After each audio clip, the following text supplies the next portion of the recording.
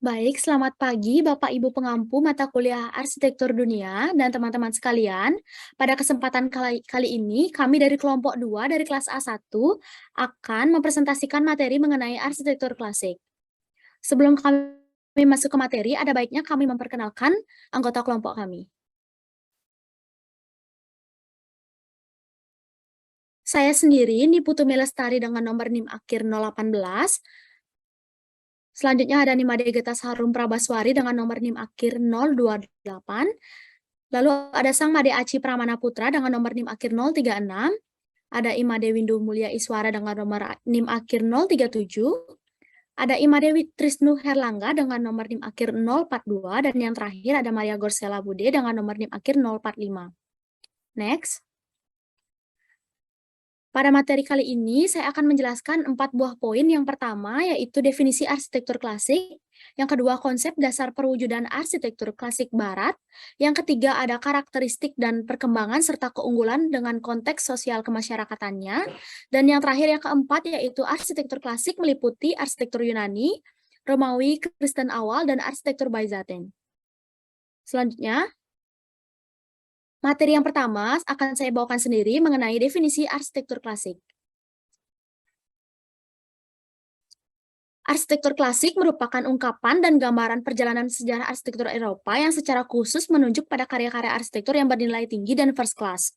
Disebut demikian karena karya-karya ini mempunyai aturan atau pedoman yang ketat dengan pertimbangan yang hati-hati sebagai landasan berpikir dalam menciptakan karya tersebut. Arsitektur klasik juga banyak memiliki nafas modern dengan desain gedung yang rumit. Misalnya, pada atap, tiang, bahkan struktur batu atau marmer yang dibuat dengan detail dan sempurna. Arsitektur klasik memberikan kesan anggun dan mewah.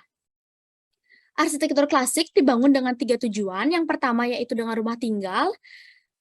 Yang kedua sebagai wadah penyembahan bagi Tuhan atau rumah peribadatan. Yang ketiga sebagai tempat berkumpul seperti balai kota.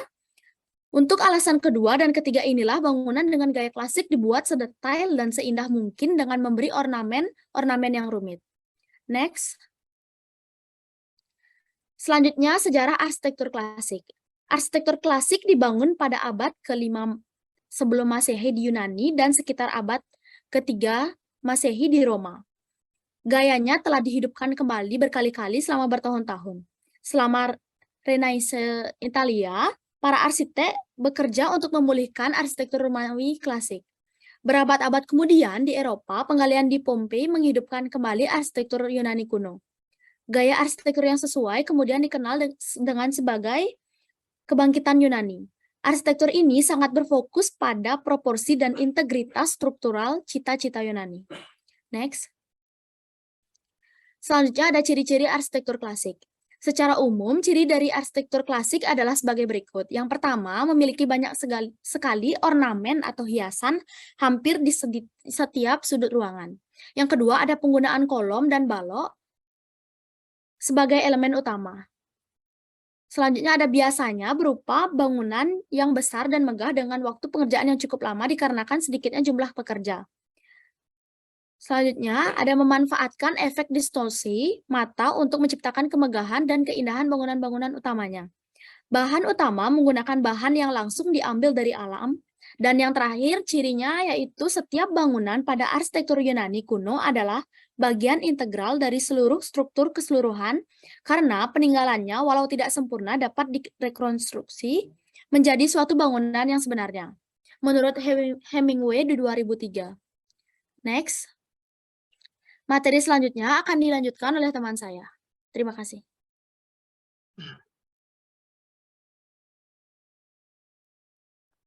Baik, selanjutnya saya akan mempresentasikan konsep dasar dan perwujudan arsitektur klasik barat.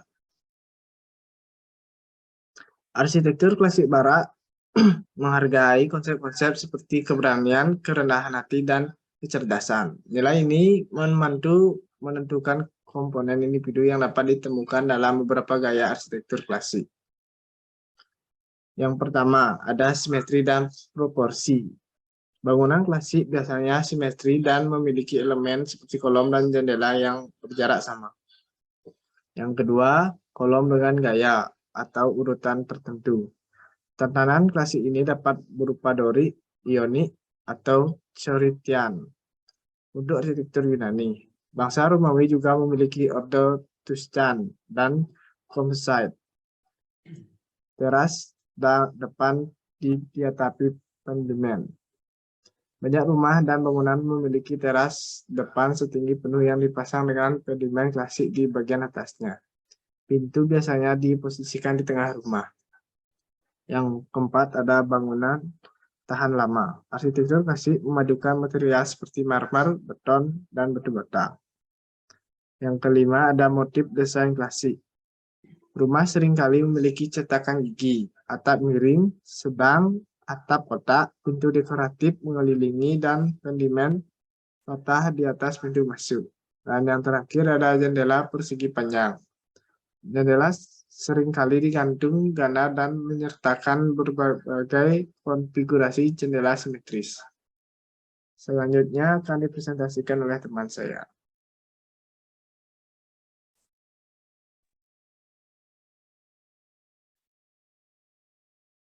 Baik, terima kasih atas waktunya. Di sini saya akan melanjutkan presentasi dari karakteristik dan perkembangan serta keunggulan dengan konsep sosial kemasyarakatan. Next. Yang pertama ada karakteristik. Arsitektur klasik menghargai konsep-konsep seperti keberanian, kerendahan hati, dan kecerdasan. Nilai-nilai ini membantu menentukan komponen individu yang dapat ditemukan dalam beberapa gaya arsitektur klasik. Beberapa dari elemen-elemen kunci termasuk yang sebagai berikut ini. Yang pertama ada simetri dan proporsi. Bangunan klasik biasanya simetris dan memiliki elemen seperti kolom dan jendela yang berjarak sama. Berikutnya ada kolom dengan gaya tertentu. Tatanan klasik ini dapat berupa Dorik, Kronik, atau Korinthian atau arsitektur Yunani. Bangsa Romawi juga memiliki orde Tuscan dan komposit. Berikutnya ada teras depan diatapi dengan pendemen. Banyak rumah dengan bangunan memiliki teras depan setinggi penuh dengan dipajang dengan pendemen klasik di bagian atasnya. Pintu biasanya diposisikan di tengah rumah. Berikutnya ada bahan bangunan tahan lama. Arsitektur klasik memadukan materi seperti marmer, beton, dan batu bata. Yang berikutnya ada motif desain klasik. Rumah seringkali memiliki cetakan gigi dan atap miring, sedang atap kotak, pintu dekoratif mengelilingi, dan pendimen patah di atas pintu masuk. Berikutnya ada jendela persegi panjang. Jendela seringkali digantung ganda dan menyertakan berbagai konfigurasi jendela simetris. Yang berikutnya ada perkembangan. Arsitektur klasik dibangun pada abad ke-5 sebelum Masehi Yunani dan sekitar abad ke-3 Masehi di Roma. Gaya-gaya telah dihidupkan kembali berkali-kali selama bertahun-tahun.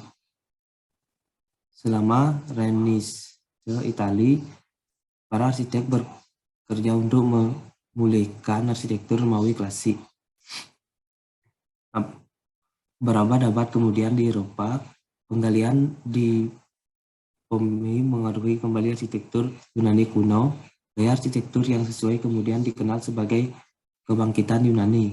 Arsitektur ini sangat berfokus pada proporsi dan integritas struktural cinta-cinta Yunani. Next. Yang berikutnya ada keunggulan dan konseptual kemasyarakatan.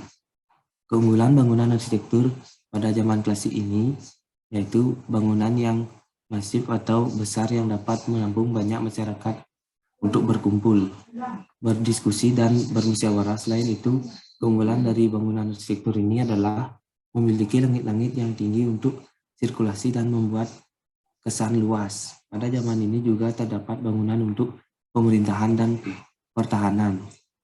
Selanjutnya akan dilanjutkan oleh teman saya.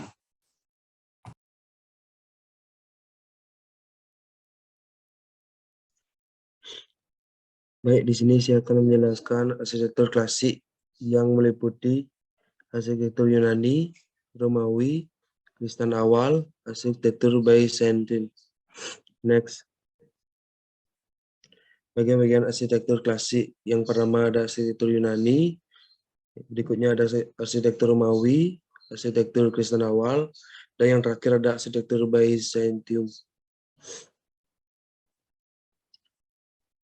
Baik, selanjutnya arsitektur Yunani. Arsitektur Yunani adalah karya arsitektur yang dihasilkan oleh orang berbahasa Yunani, yang budayanya berkembang pada daratan Yunani serta Peloponnesos, Kepulauan Aegea, dan kolonianya di Anatolia dan Italia.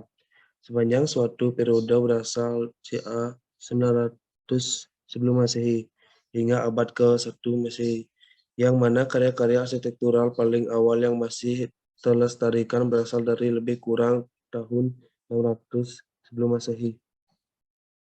Next. Yang berikutnya ada karakteristik arsitektur Yunani.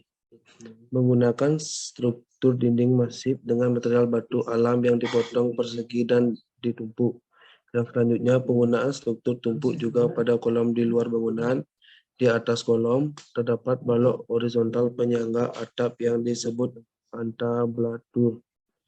Yang ketiga, ada pada hubungan antar kolom dan entablatur bisa diberi ornamen berupa ukiran yang kemudian dikenal dengan gaya Doric.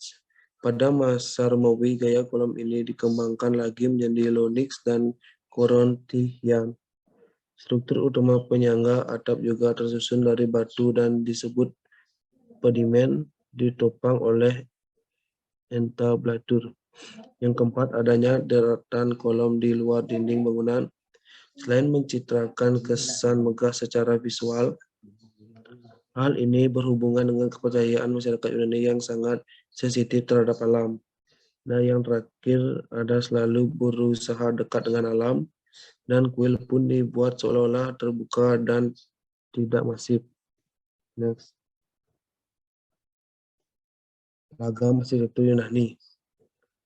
Parthenon yang nantinya dapat menjadi lagam arsitektur klasik Yunani dan masih digunakan sehingga kini. Kebanyakan bangunan di Yunani menggunakan prinsip post-lintel. Prinsip ini merupakan penemuan struktural pertama yang dua kolom yang dapat menunggu unsur horizontal dan vertikal. Stoa merupakan elemen arsitektural estetis yang ditonjolkan sehingga kedepannya di beberapa polis setiap kolom memiliki ciri khas sendiri seperti Doric dari Doria, Ionik dari Ionia, dan Korintian dari Korintia. Selanjutnya ada Orde Dori, dikembangkan oleh suku bangsa Doria, memiliki bentuk sederhana dan terkesan kokoh dengan ciri-ciri kolom bulat berisi, berdiri tanpa base, kapital tanpa ornamen. Contoh peninggalan bangunan beroda Dori adalah kuil Parthenon di Akropolis Athena. Yang kedua ada Orde Loni, dikembangkan oleh suku bangsa Ionia dengan bentuk yang agak rumit, terutama pada bagian atas kolom, terkesan anggun, dan memiliki ciri kolom bulat ramping, memiliki base pada bagian bawah kolom, kapital dipenuhi ornamen dengan motif hiasan flora dan fauna. Order Loni dapat dijumpai pada kuil Erechtheion di Akropolis Athena. Yang terakhir ada Orde Korintian, dikembangkan oleh suku bangsa Korintin dan kemudian dimatangkan oleh orang-orang Romawi. Bentuknya paling rumit dan indah terutama pada bagian atas kolom dan terkesan elegan. Memiliki ciri kolom bulat ramping, mempunyai base pada bagian bawah kolom, kapital dipenuhi ornamen, paling banyak dengan motif flora berupa daun Acanthius. Next. Arsitektur Romawi. Bangsa Romawi berasal dari masyarakat agrikultur militer, yaitu bangsa atau kaum petani yang suka berperang dan berekspansi ke sekitar Laut Tengah, Eropa Utara dan Barat, serta sebagian Asia dan Afrika. Bangsa ini berasal dan berbagai macam suku bangsa yang mendiami suatu wilayah. Kebudayaan Romawi berawal dari seni Eropa Barat yang diambil secara komprehensif Mula-mula dianggap tahap dekadensi periode setelah Yunani pada bidang seni, namun secara total menyerap nilai seni yang sudah ada dari budaya tersebut dan nilai-nilai yang terkandung ternyata sudah tidak asli dan bermutu rendah. Sehingga bangsa Romawi bisa dianggap sebagai penyambar dan pelestarian peninggalan kebudayaan klasik. Jadi dapat dikatakan sebagai asimulator dan bukan kreator. Nah, selanjutnya akan dijelaskan oleh teman saya.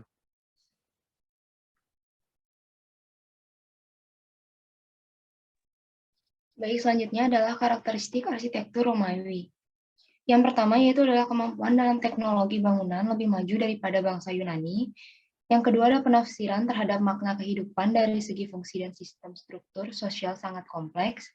Yang ketiga ada konsep penataan bangunan dan landscape perkotaan dirancang dengan integratif.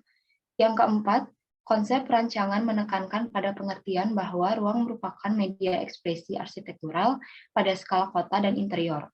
Kemudian yang kelima, ada skala bangunan bersifat monumental atau mengutamakan kesan agung.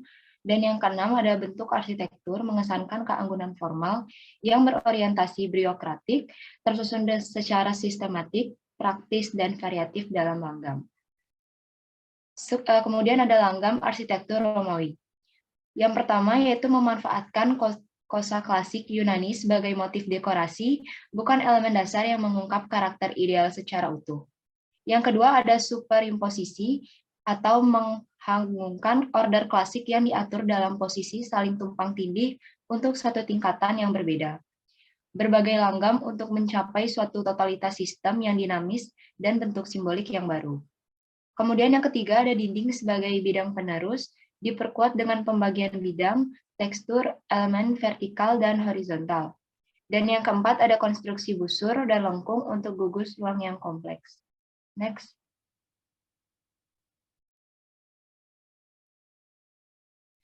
Selanjutnya ada tipologi bangunan.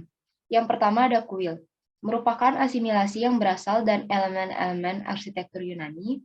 Beberapa bentuk bangunan tidak berdiri sendiri. Di antara itu merupakan gabungan dinding pembatas ruang yang vertikal dengan yang melengkungkan diatur secara aksial.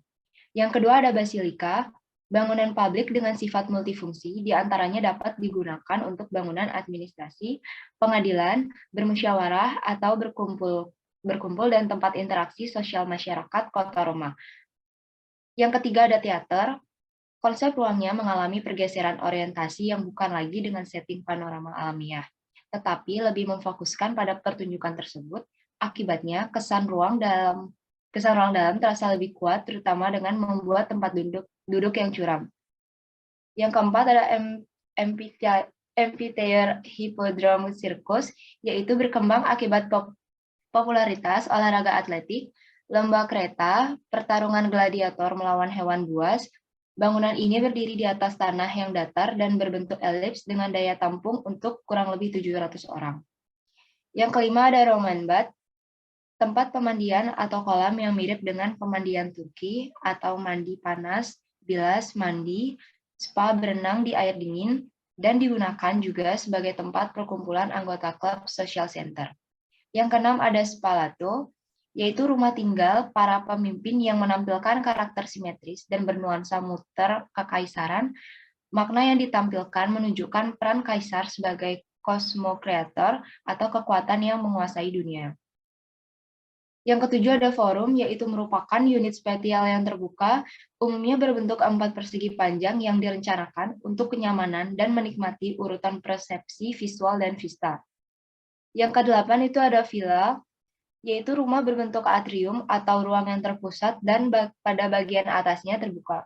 Merupakan sintesa dari fungsi private dan fungsi publik. Kemudian ada konsep ruang. Yang pertama, ruang merupakan konkretisasi dimensi waktu dan tindakan, bukan keabadian atau keteraturan statis. Yang kedua, ada ruang bersifat self-contained, bukan merupakan batasan fisik belaka, karena itu harus dibentuk, diartikulasikan, dan diaktifkan. Yang ketiga, ada karakter lingkungan spasial terpadu, tidak ditentukan oleh ikatan situasi geografis tertentu. Dan yang keempat, ada artikulasi ruang, merupakan kontinuitas, irama, variasi, keteraturan, dinamis, sekuens, dan aksialitas. Next.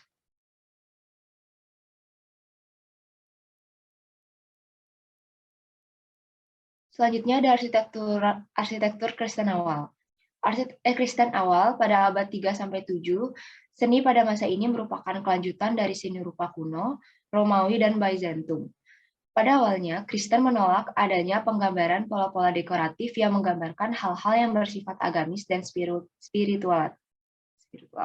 Setelah abad keempat, di bawah pengaruh imperialisme, awal arsitektural Kristen sangat dipengaruhi oleh gaya kerajaan Romawi, yaitu bangunan berskala monumental.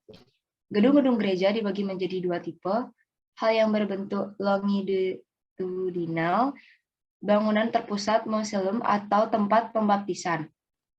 Eksterior gereja pada umumnya polos dan minus dekorasi yang kontras dengan nuansa interiornya yang cenderung dekoratif dan glamor. Next.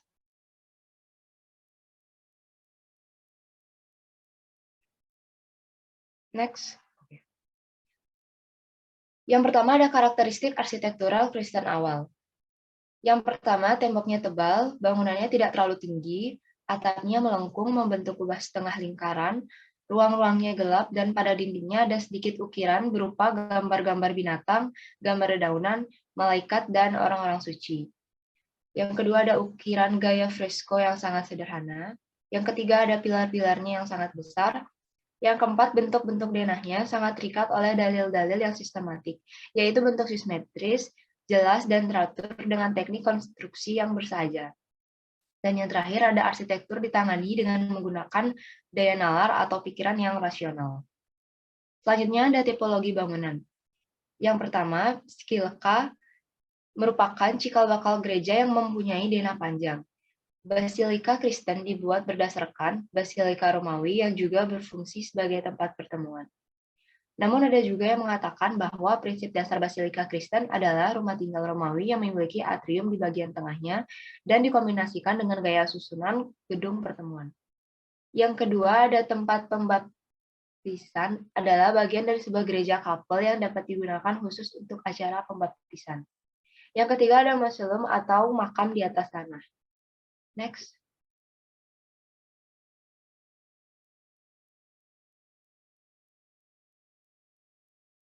Selanjutnya ada arsitektur Byzantium. Arsitektur Byzantium adalah jenis seni arsitektur yang berasal dari Kekaisaran Byzantium yang berkembang pada periode abad pertengahan di dataran Eropa kuno. Seni arsitektur Byzantium merupakan kelanjutan dan bagian dari penjelasan arsitektur Romawi. Seni arsitektur Byzantium merupakan simbol kekayaan seni arsitektur bangsa Romawi kuno yang sebagian besar masyarakatnya telah menganut agama Kristen atau Katolik dan membangun sebuah kekaisaran Byzantium yang masyhur di Konstantinopel. Next. Selanjutnya presentasi akan dilanjutkan oleh teman saya.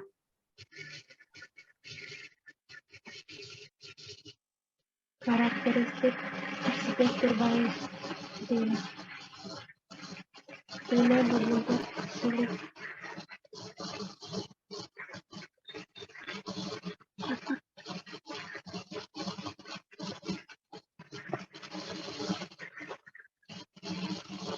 Izin melanjutkan presentasi. Di sini saya akan menjelaskan karakteristik arsitektur Byzantium. Yang pertama yaitu denah berbentuk basilika, salib, persegi panjang, atau poligon. Yang kedua, atap berbentuk kubah dengan tipe setengah lingkaran sangat ditonjolkan yang diletakkan di atas bukaan denah berbentuk persegi panjang. Strukturnya berupa kubah-kubah kecil yang mengelilingi kubah utama yang berdiameter lebih besar.